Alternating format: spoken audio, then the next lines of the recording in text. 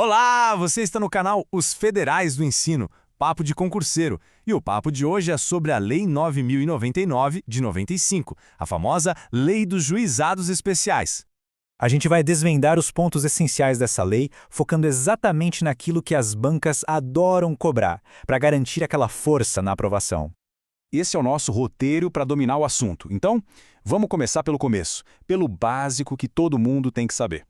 Primeiro de tudo, é fundamental entender a diferença de competência entre os juizados especiais cíveis, o JEC, e os criminais, o JECRIM.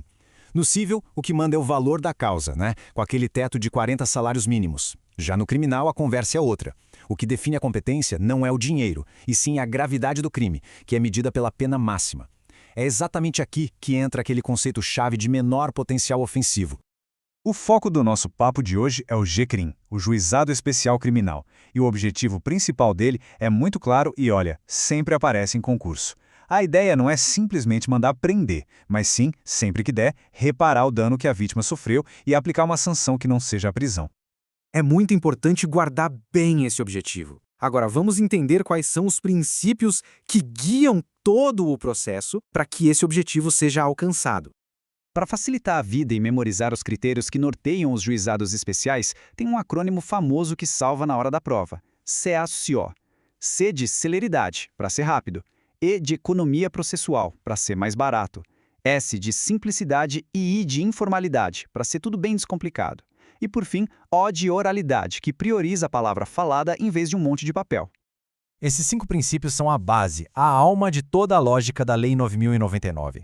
Quem entende o Cécio já tem meio caminho andado para gabaritar as questões sobre essa lei.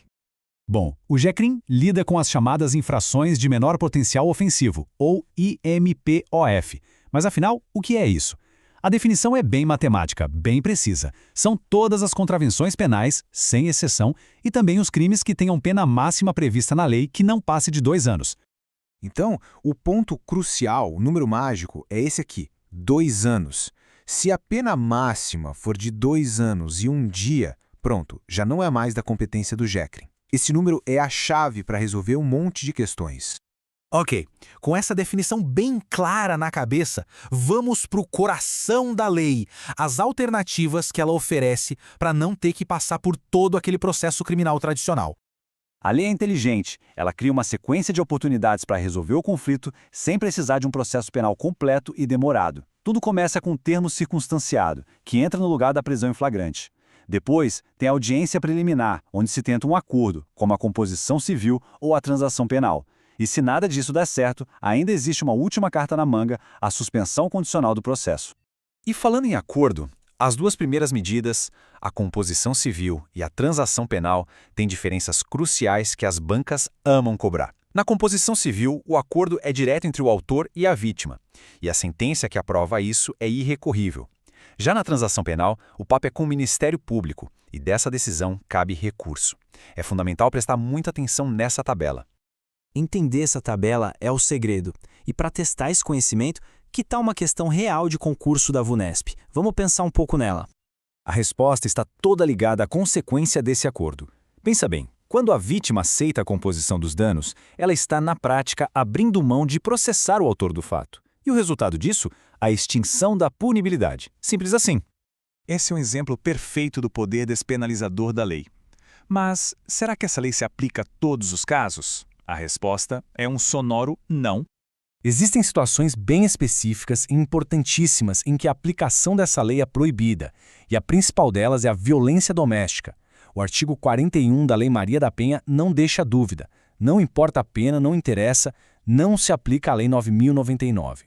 E a regra é absoluta, viu? Não tem exceção. Isso significa que nenhum daqueles benefícios, como a transação penal, pode ser aplicado nesses casos. Não tem acordo, não tem medida despenalizadora e é proibido aplicar penas consideradas muito brandas, como a de cesta básica. E além da Lei Maria da Penha, tem outras exceções que são importantes para as provas. Por causa de outras leis e da interpretação dos tribunais, os benefícios da Lei 9.099 também não valem para os crimes da justiça militar e nem para aqueles praticados com violência doméstica contra crianças e adolescentes. E pronto. Com isso, a gente cobriu os pontos mais quentes da Lei dos Juizados Especiais. Para resumir o que precisa ficar na memória, o acrônimo CESIO, o limite de 2 anos para a pena, as 3 principais medidas despenalizadoras e, claro, a grande exceção que é a Lei Maria da Penha. A grande lição que fica é que a Lei 9.099 criou um pequeno sistema próprio focado na conciliação e na rapidez, mas que tem limites de aplicação muito bem definidos. Fica aí uma reflexão que vai além do concurso. Federais do Ensino, um papo melhor para um mundo melhor. Produzido por J. Nascimento. Se você gostou deste conteúdo, deixe o seu like e siga as nossas redes sociais. federaisdoensino@gmail.com